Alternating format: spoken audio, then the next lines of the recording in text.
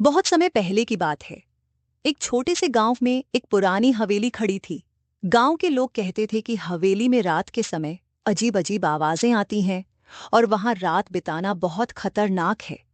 लेकिन बच्चों को तो हमेशा ही रोमांचक कहानियों की तलाश रहती है। एक दिन गांव के तीन दोस्त रवि, सीमा और मोहन ने तय किया कि वे हवेली की सच्चाई जानने के लिए वहां रात बिताएंगे। वे अपनी टॉर्च, कुछ खाने पीने की चीजें और एक पुराना मानचित्र लेकर हवेली की ओर चल पड़े।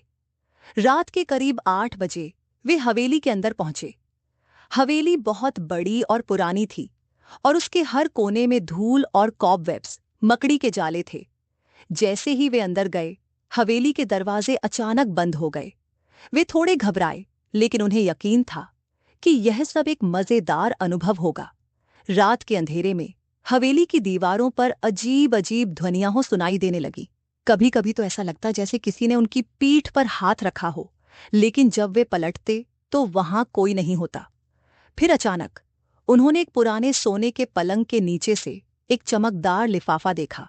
मोहन ने उसे बाहर निकाला और देखा कि लिफाफे पर लिखा था, मुझे ढूंढो। उन्होंने लिफाफा खोला और उसमें एक रहस्यमयी नक्शा मिला। नक्शे पर हवेली के अंदर के कुछ खास स्थानों को चिह्नित किया गया था। उनके दिल धड़कने लगे, लेकिन वे नक्शे का अनुसरण करते हुए हवेली के गुप्त कमरों की ओर बढ़े। एक कमरे में वे एक पुराना संदूक पाए, जिसे खोलने पर उन्हें एक पुराने चांदी के मुकुट और कुछ पुराने पत्र मिले। पत्रों में लिखा था कि हवेली का मालिक एक बहुत अच्छा इंसान था, जो गुमनाम रहना चाहता था और उसके खजाने को इस हवेली में छिपा दिया था।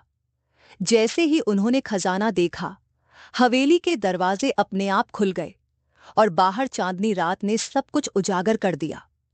उन्होंने खजाना गांव वालों को दिखाया और सबको बताया कि हवेली का रहस्य अब खुल चुका है।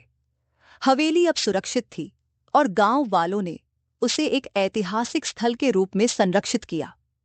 रवि, सीमा और मोहन को इस रोमांचक रात के लिए बहुत सारी सराहना मिली और हवेली की कहानी अब गांव में हर बच्चे की प्रिय कहानी बन गई। सभी ने मिलकर सीखा कि सच्ची साहसिकता और दोस्ती के साथ हर रहस्य का समाधान संभव है।